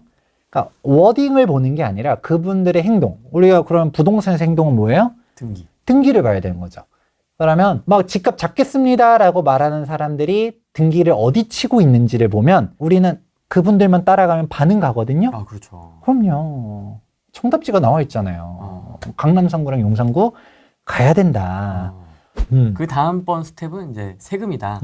뭐 종부세라든지 보유세라든지 양도세야 이제 내년 5월 9일 날 끝내버리는 거고 배제를 그런 식으로 좀 가지 않을까라는 예상들이 많습니다. 그쵸. 일단은 세금 규제까지는 일단 좀 더 지켜보긴 봐야 될 것 같아요. 당장 나올 것인가 라고 하기에는 일단은 대통령 공약을 보았었을 때 이재명 대통령께서 이제 첫 번째 공약은 수요 억제 정책이 아니라 공급 중심으로 가겠다라고 했었고요. 그 다음에 뭐 재개발 재건축 활성화시키겠다라는 얘기 있었었고, 하지만 맨 마지막에 이제 금융시장 규제는 하겠다는 얘기가 있긴 있었어요. 그래서 대출 규제는 다들 예상은 했었거든요. 그래서 대출 규제 자체는 엄밀하게 말하면 대통령께서 거짓말을 한 건 아닙니다. 대출 규제 안 하겠다는 얘기는 안 했거든요. 그런데 수요 억제 정책, 이제 세금 규제가 들어가는 거는 그거는 이제 다른 얘기거든요. 그건 다른 얘기를 해서 그거는 진짜 본인 공약을 파기하는 거기 때문에 쉽게 걸리지는 않을 거라고는 보여지지만 사실 공급 대책이 먼저 나올 거예요. 근데 공급 대책이 먼저 나오겠지만 사실 시나리오를 보게 되면 공급은 한순간에 되지 않아요. 우리 김현미 전 국토교통부 장관님의 애칭이 있었죠? 뭐였죠? 빵. 그렇죠. 빵 장관님. 빵뚜아네트가 됐으면서 불명예 퇴진을 했었는데 왜 빵뚜아네트 얘기가 나왔었냐면 기자랑 그런 얘기를 한 거예요. 이게 주택이 빵이었으면 밤새도록 공장 돌렸을 텐데 라는 얘기를 했다가 빵뚜아네트 소리를 들은 건데 근데 그 말의 의미는 이거죠. 진짜 주택 공급이라는 거는 대책을 했다 하더라도 한순간에 공급되는 게 아니에요. 대표적으로 3기 신도시 발표가 언제 됐었었냐? 2018년도 9.13 대책 때 나왔거든요. 처음에 발표 나왔을 때 5년 안에 입주시키겠다 했었어요. 근데 지금 5년이 뭔가요? 7년 지났죠? 네. 7년 지났는데 단 한 세대도 입주한 게 없습니다. 이제야 간신히 본청약 들어간 데가 일부 있고요. 아직도 토지 보상 안 끝난 데들 많고요. 광명시흥은 무려 7만 세대인데 여기는 토지 보상 시작도 안 했습니다. 그런데 지금 4기 신도시를 발표한다 해봤자 거기 입주 언제 될까요? 빨라야 10년이에요. 애초에 2기 신도시도 완성이 다 안 됐어요. 2기 신도시는 노무현 전 참여정권 때 발표했거든요. 그러니까 이게 애초에 물리적으로 되지 않아요. 그래서 경제학에서도 우리 타임렉이라고 얘기하거든요. 시차라는 게 분명 존재하기 때문에 주택은 빵이 아니에요. 그러니까 우리 빵뚜아네트님의 우리 김현미 장관님의 말이 틀린 건 아닌데 근데 왜 그런 멸칭을 얻고서 불명예 퇴진을 했느냐? 본인이 앞에서 한 말이 있어서 그렇죠. 공급은 충분하다. 수요 억제 정책만 하면 된다. 지금 집값이 높은 건 다주택자 투기꾼들 때문이다 라고 해놓고 나중에 공급 정책이 없다고 비판이 나오니까 18년도에 부랴부랴 3기 신도시 대책 발표하고 그래놓고 나중 가가지고 빵 같은 소리를 하고 있으니까 그걸 아는 사람이 왜 집권 초기부터 공급 정책 안 해놓고 공급은 충분하다라는 거짓말을 했느냐 하면서 욕을 먹은 거였거든요. 그러니까 똑같은 거죠. 이재명 정권에서도 일단은 공급 대책은 열심히 해야 돼요. 열심히 해야 되는데 근데 그 공급 대책이 한순간에 되지 않죠. 4기 신도시를 발표를 해도 한순간에 될까요? 아니요. 3기 신도시도 안 되는데 모르죠. 이재명은 합니다잖아요. 4기 신도시 발표하고서 감히 이재명 대통령님의 큰 뜻을 거기 농민들이 토지 수용 반대해도 직결 처분, 강제 수용 이재명은 합니다 하면 그러니까 왜 우리가 자꾸 문재인의 그런 나약한 생각을 가지면 안 된다. 잠깐. 근데 왜 소장님 저희 문재인 때부터 인터뷰 했잖아요. 근데 문재인 정부 때는 이렇게 안 했잖아요. 근데 이번에는 이렇게 하시네요. 그때 이거 대통령님 이거 안 했잖아요. 해야 됩니다. 여러분들도 제 진심을 알아주시면 감사하겠습니다. 저는 절대 21대 정부에 반감이 없습니다. 굉장히 적극적으로 감정 표현하시네요. 그럼요. 저 대통령님 멋있다. 사랑합니다. 남자다. 적극적이야. 감정 사나이입니다. 굉장히 적극적으로 표현하시네요. 그럼요. 여러분들 제 마음 아시죠? 문재인은 나약했잖아요. 문재인은 나약해가지고 농민들이 LH 불러가라 하면서 막 지작물 조사조차도 못하게 하면서 맞습니다. 그렇게 막 LH 직원들 오지 못하게 하고 그러면 지작물 조사도 오래 걸리고 토지 보상 지연되고 토지 보상금 올라가고 그러니까 분양가 올라가고 이랬는데 이재명 대통령님께서 하겠다라는데 반대하면 내란수계랑 동범들 아닌가요? 감히 윤석열 잔당들 이거 때려잡아야 되지 않습니까? 그렇게 이재명 대통령님의 큰 뜻을 반대하는 사람들은 다 현금 청산시켜야 되지 않겠습니까? 보상금 쥐꼬리만큼 줘도 이해해야 되죠. 대통령님이 큰 뜻을 가지고서 그 농지를 갖다가 조금 수용해서 좋은 데 쓰겠다라는데 반대하는 사람들은 다 현 정부 정책을 가로막는 나쁜 사람들이기 때문에 민주적으로 우리 토지수용법에 따라서 감정평가에 따른 정당한 절차를 거쳐가지고 현금 청산 보상금을 주면서 빠르게 집행을 하겠죠.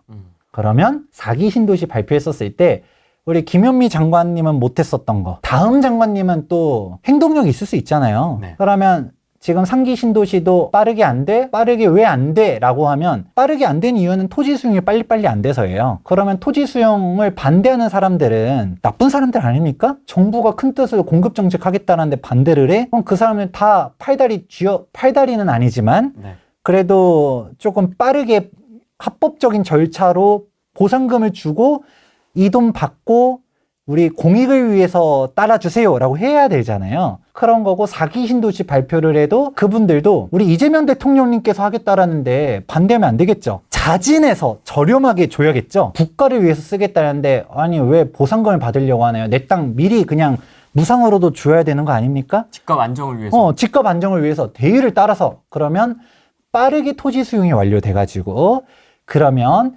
1년 뭐 지금 몇 년씩 토지 보상하는데 오래 걸릴 필요 있습니까? 3개월이면 다 끝나는 거 아닙니까? 3개월.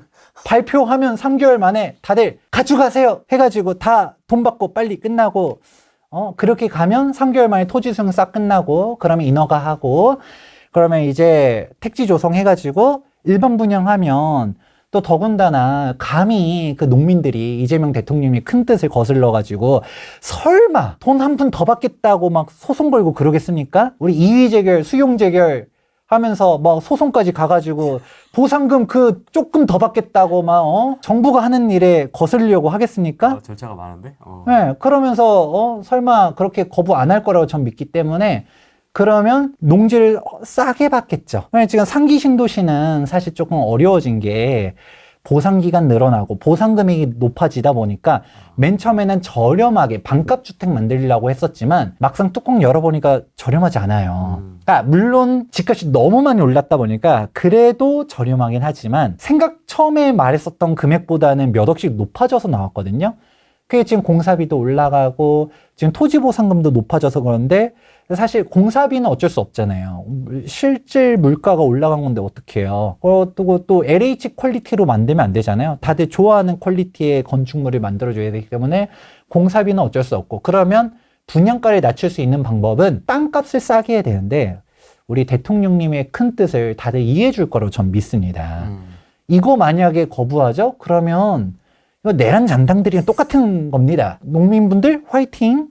그러니까 그분들께서 잘해주게 되면 공급 그러면 빨리빨리 할 수 있습니다. 그러면 공급 활성화 될 거고요. 근데 만에 하나 농민분들이 그 조금 돈 더 받겠다고 발목 잡으면 네. 그럼 공급 활성화 안 될 겁니다. 그러면 1기 신도시, 2기 신도시, 3기 신도시까지 발목을 안 잡았던 적이 있나요? 없었는데 지금까지 안 잡은 적은 없었는데 그래도 우리 이재명 대통령님한테 한 표를 하신 분들일 거라고 전 믿기 때문에 네. 우리 뽑았으면 믿은 만큼 행동해야 되잖아요. 우리 대승적으로 주거 안정을 위해서 네. 저는 우리 농민분들이 참여해 줄 거라고 좀 믿습니다. 이번 이재명 정부 시즌에 정비 사업은 좀 어떻게 될지 재건축, 재개발 이렇게 좀 나눠서 정비 사업은 1기 신도시도 있고요, 참. 일단은 역시 공약이 있습니다. 이재명 대통령님의 공약을 보게 되면 네. 용적률 검별 완화를 하겠다라고 했어요. 그래서 재개발 재건축 활성화를 하겠다 했어요. 그러면 이거 믿어야 돼요, 안 믿어야 돼요? 믿어야죠. 제가 계속 강조드립니다, 여러분. 믿어야 됩니다. 재개발 재건축 활성화 됩니다. 여기에 불순한 생각을 하면 절대 안 돼요. 그런데 혹자는 네. 불순한 생각을 해요. 네. 어떤 생각을 하냐?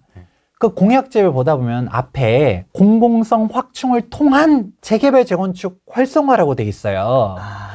그냥 공공성 확충을 통한이라는 얘기가 뭘까요? 기부 체납 많이 해야 되고요. 임대주택을 더 많이 내놔야 되고요. 그러면 기부 체납 많이 하고 임대주택 많이 짓는 게 좋은 거예요? 나쁜 거예요? 좋은 거죠. 좋은 겁니다. 서민들 주거 안정을 위해서. 그렇죠. 임대주택 많이 지어야 되는 거 아니겠습니까? 그렇죠. 아니 설마 재개발 재건축 조합원님들 혹시 본인 혼자만 등 따시고 배부르면 되겠습니까? 너가 다 처먹을래요?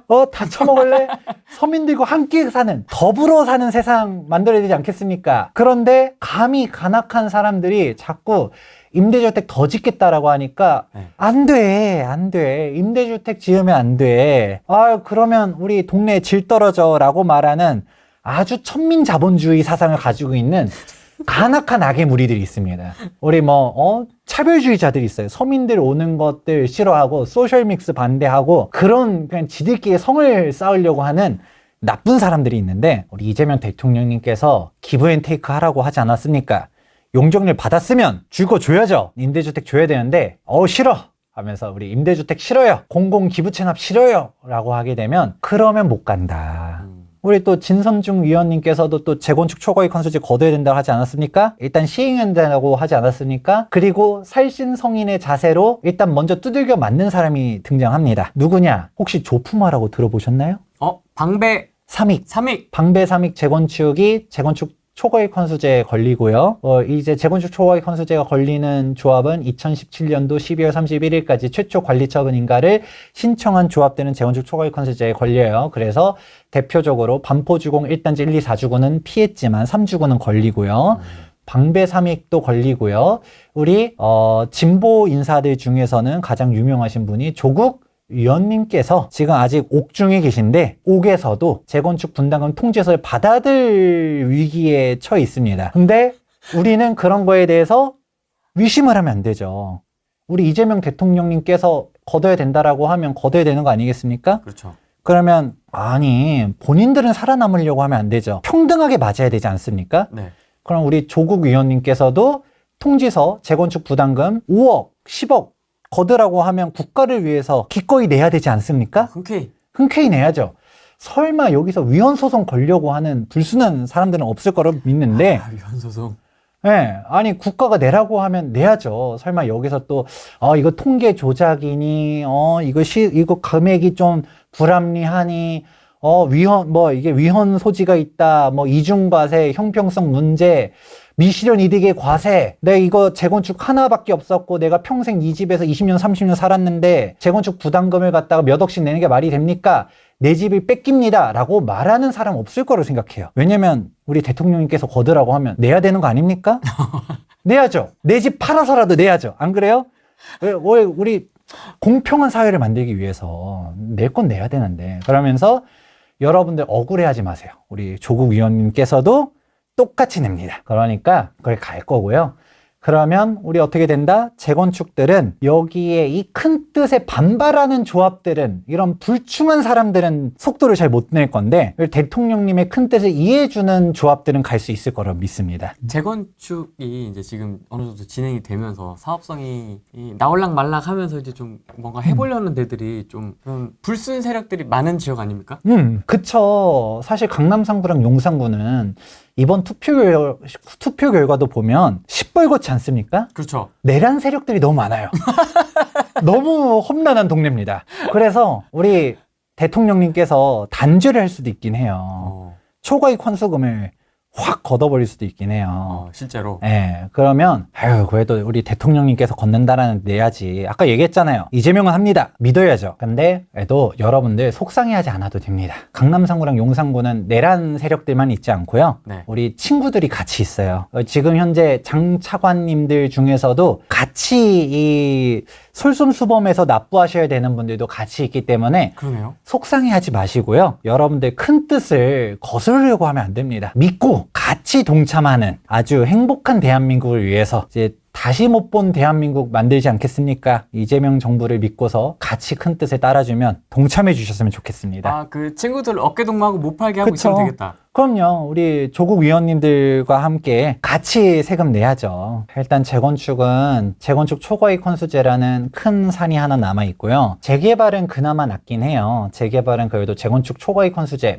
우리가 재초안이라고 부르니까 약어로 부르면 재개발도 초과이익 환수제 있는 거 아니에요? 라고 의심하거든요. 근데 재개발은 초과이익 환수제가 없습니다. 재건축만 있어요. 근데 재개발 같은 경우는 일단 임대주택을 내야 돼요. 네. 그래서 아까 얘기했던 것처럼 요즘 화두로 등장하는 게 바로 소셜믹스 아니겠습니까? 감히 천민자본주의인 사람들이 최근에 잠실주공 5단지에서 한번 난리 난 적 있었잖아요. 한강뷰 임대. 물론 여기는 재건축이긴 한데, 여기 참고로 그 한강뷰 임대에 난리 났었을 때 이게 뭐였냐면 조합원 물량이랑 임대주택 물량을 동시에 추첨하라고 한 거거든요. 원래 일반 분양분이랑 조합원 분이랑 따로따로 합니다. 조합원이 먼저 동호수 좋은 거 갖고 나머지 일반 분양을 하는데 이거 차별 아니겠습니까? 아니, 사업 주체가 사업을 그렇게 하는 거잖아요. 아니 이재명 정부가 이건 이재명 정부가 아니라 서울시가, 이거는 이재명 정부랑은 상관없습니다. 오해하지 마세요. 서울시가 소셜믹스를 강조하고 있는데 동호수를 섞으라고 하잖아요. 그러니까 동호수 섞다 보니까 처음에는 임대주택 동들을 비한강변에 배치했었는데 도시계획위원회에서 아니 한강변 동에는 임대주택이 없는 게 말이 됩니까? 그러니까 서울시는 할 말이 있어요. 우리는 동호수 섞으라고는 했고요. 임대주택을 한강변이 아닌 데만 넣는 건 차별이라고 했고요. 근데 그게 시너지를 내다 보니까 한강뷰 임대가 등장하는 건데 그런데 이 얘기를 갑자기 왜 하냐? 지금 서울시도 그렇고 지금 계속적으로 뭔가 어떻게 될지 저는 모르겠지만 서울시나 도시계획위원회나 현 정부의 사상에 발맞춰서 스텝을 맞춰가는 게 아닌가라는 생각도 합니다. 지금 서민 친화적인 정책 해야 되지 않습니까? 우리 임대주택이 나쁜 건가요? 아니요. 임대주택 좋은 거죠. 많이 지어야 됩니다. 그런데 임대주택을 많이 지으면 사업성이 떨어진다고 반발하는 간악한 조합원들이 있을 수 있어요. 근데 또 임대주택을 짓는데 아니 한강뷰를 조합원들만 누리면 되겠습니까? 아니 조합원들이 리스크를 테이킹하면서 지금 사업을 이끌어 왔지 않습니까? 그렇긴 하지만 우리가 평등한 사회 아니겠습니까? 지금은 21세기라고요. 이재명 시대가 왔기 때문에 한강뷰를 지들만 누리면 안 되지 않겠습니까? 네. 다 같이 한강뷰를 누려야 되기 때문에 아니 임대주택 사는 사람들은 한강뷰 보지 말라는 법 있습니까? 그러니까 그렇게 하라고 하니까 조합원들이 반발은 했지만 조합은 반발은 안 했어요. 이 말의 의미를 잘 알아두셔야 돼요.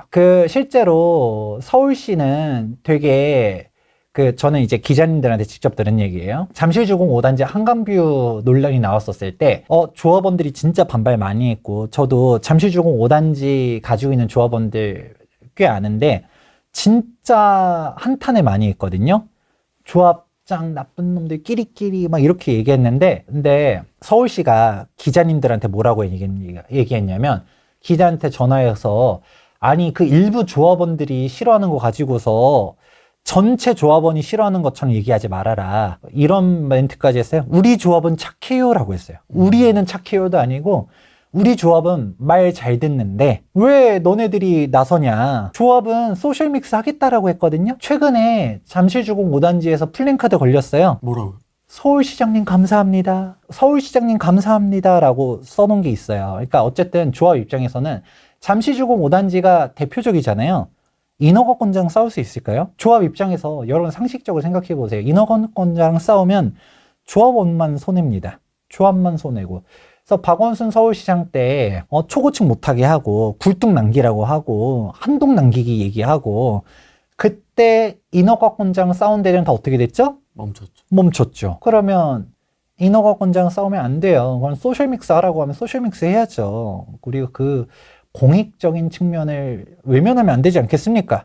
더불어 사는 사회에. 갑자기 또? 네, 그러니까 그 조합은 일단 인허가권자가 시키니까 한 거죠. 그러니까 조합원들은 분통은 느끼지만 일단 분통은 느껴도 어쩔 수 없죠. 인허가권자가 하라고 하니까. 그래서 간 건데 똑같은 상황으로 갈 겁니다. 그러면 이제 받아들이는 조합은 갈 거고 못 받아들이면 못 가는 거죠. 그래서 재개발 재건축도 일단 재건축 같은 경우는 재건축 초과이익 콘수제도 있으니까 사실 더 심각한 거지만 재개발 같은 경우도 인센티브는 더 준다라고 했어요. 용적률 인센티브를 주는데 대신 아까 얘기했죠.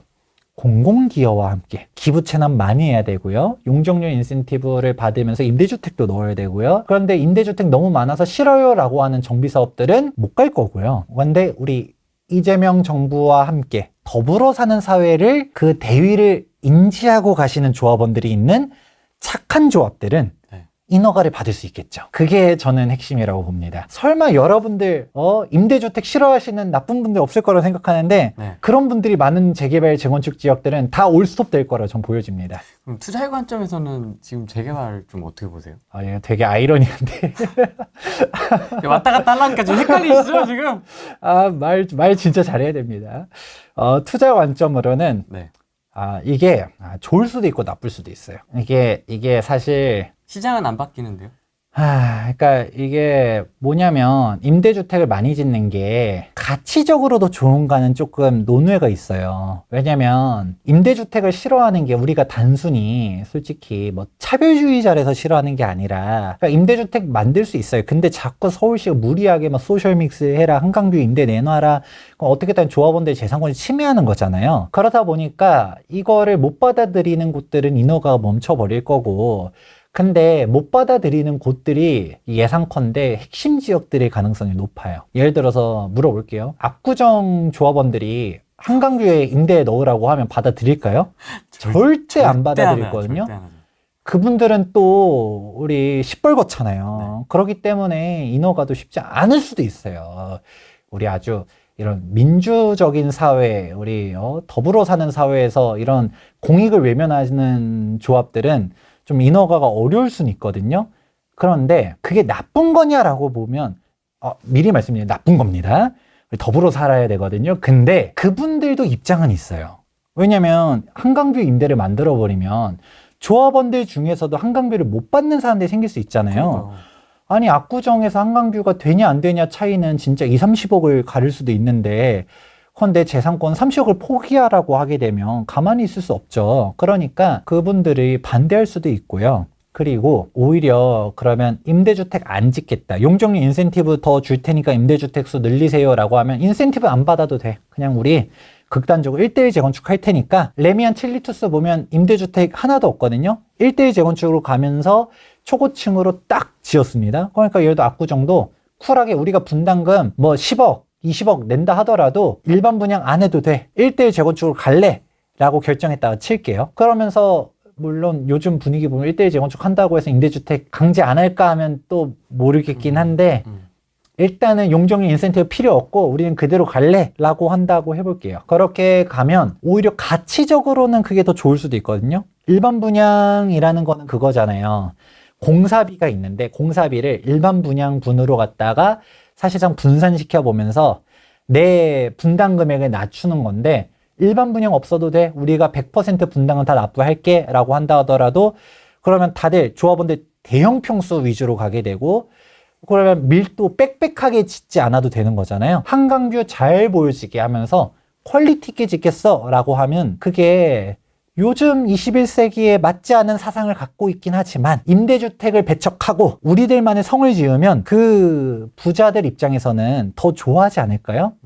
그게 집값 자체는 더 높지 않을까요? 그런 판단들을 하는 곳들은 그러면 임대주택 인센티브 필요 없어. 우리 임대주택 공익을 외면하는 상황이 나올 수 있을 거고 그러니까 이게 상충됩니다. 뭐냐면 그 조합원들의 이익과 공익과는 사실 둘 다 동시에 충족하기가 매우 어려워요. 그러면 얘기했던 것처럼 결국은 임대주택을 납부하면 인센티브를 주고 빨리빨리 인허가 해줄게 라는 큰 틀이 현 정권의 기조예요.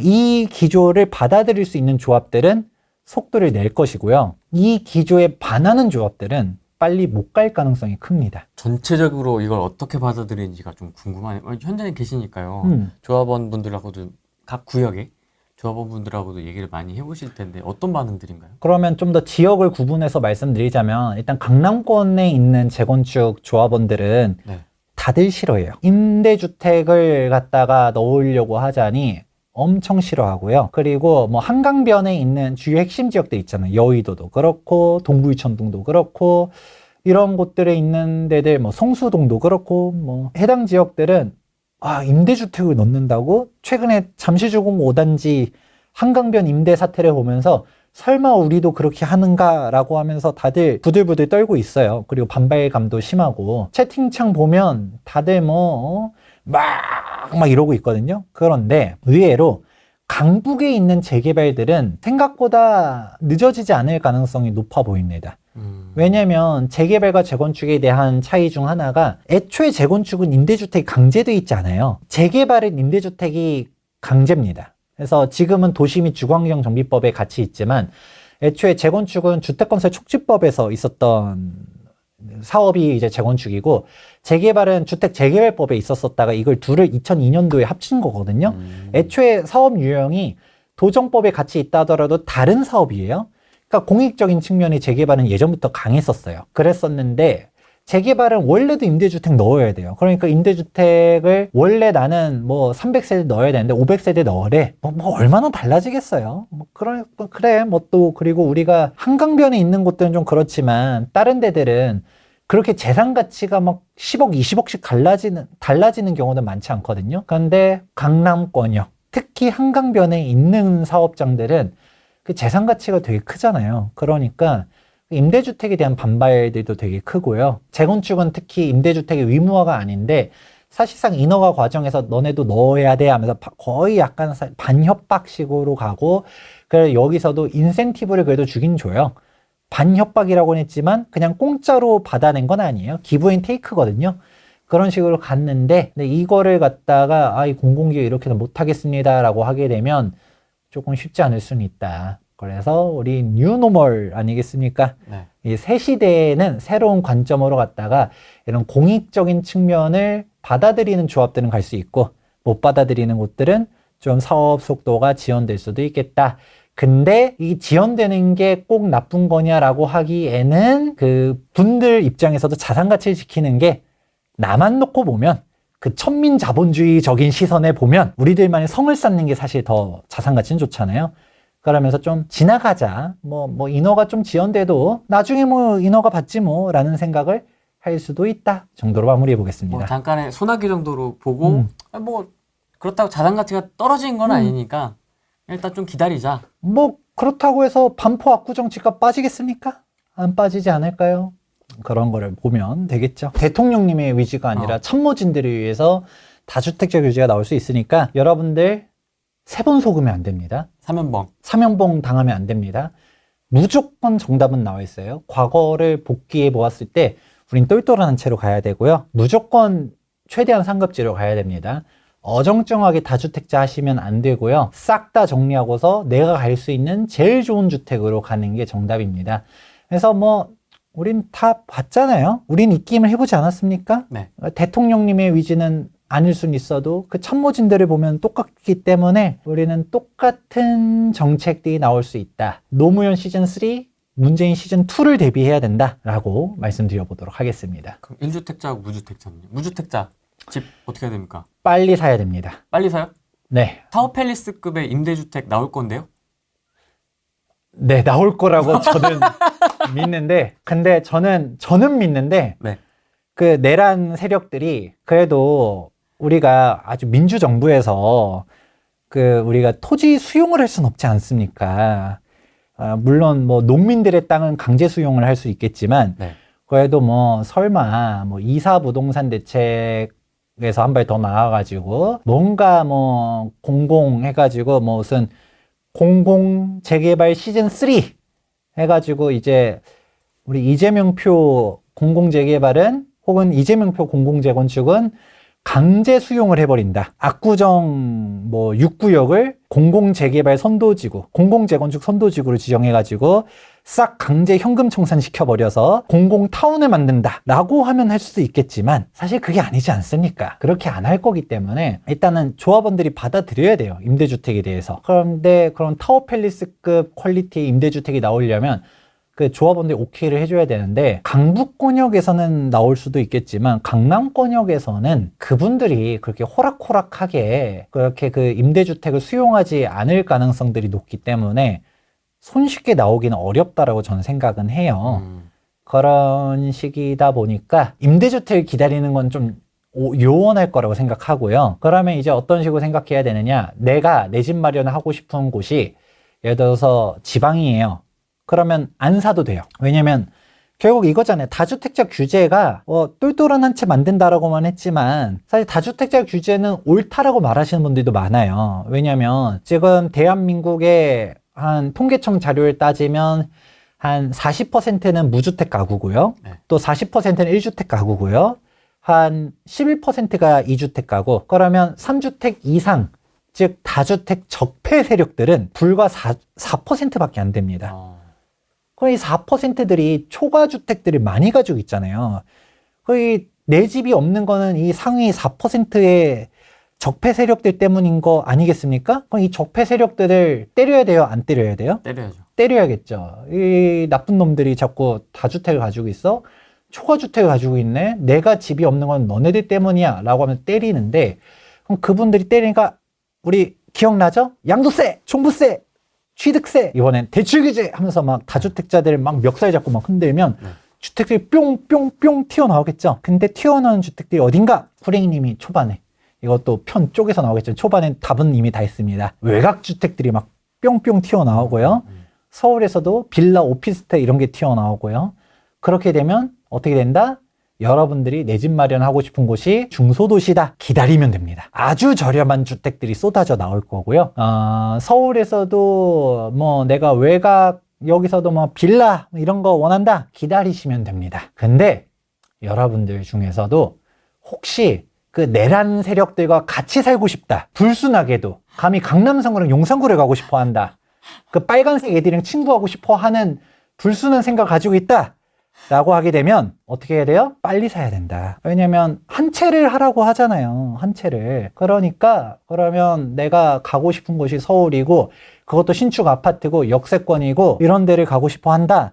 라고 하면 아까 얘기했죠? 서울의 신축 아파트라는 존재 5년 이내 아파트라는 거가 상위 1%밖에 안 되기 때문에 사람들이 다 가고 싶어하는 주택은 쌀 수가 없다. 그리고 똘똘한 한 채로 가게 되면 그 한 채에 해당하는 주택들은 더 비싸질 거고요. 그리고 한 채에 해당하지 않는 주택들은 저렴해질 거기 때문에 우리 연봉이 누가 다 1억씩 넘어가는 거 아니잖아요. 우리 연봉 200만 원 받아도 300만 원 받아도 가재, 붕어, 개구리가 평화롭게 살 수 있는 세상 만들어야 되지 않겠습니까? 네. 이 연못물 따뜻하게 해주려면 집값이 저렴해야 되죠. 네. 지방주택 가격까지도 폭등하면 얼마나 삶이 각박하겠습니까? 그래서 서민들이 거주할 주택들 저렴하게 만들어주기 때문에 조금 뭔가 우리 연못에서 살려고 하게 되면 조금 기다리시면 좋을 것 같고요. 난 개천에서 빠져나오고 싶다. 그러면 그곳은 내란 세력들이 너무 많은 동네인데 그런 동네들을 가고 싶다라고 하게 되면 거기는 좀 빨리 가야 된다.